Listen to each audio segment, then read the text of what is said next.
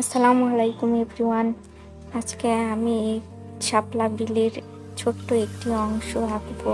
এর জন্য প্রথমে একটি শাপলা ফুলের পাতা এঁকে নিচ্ছি। এখানে প্রথমে সবুজ কালার দিয়ে রং করেছি, তারপরে হলুদ এবং আরেকটু হালকা সবুজ কালার দিয়ে রং করে নিয়েছি এবং নিচে একটু কালো কালার দিয়ে রং করে নিয়েছি।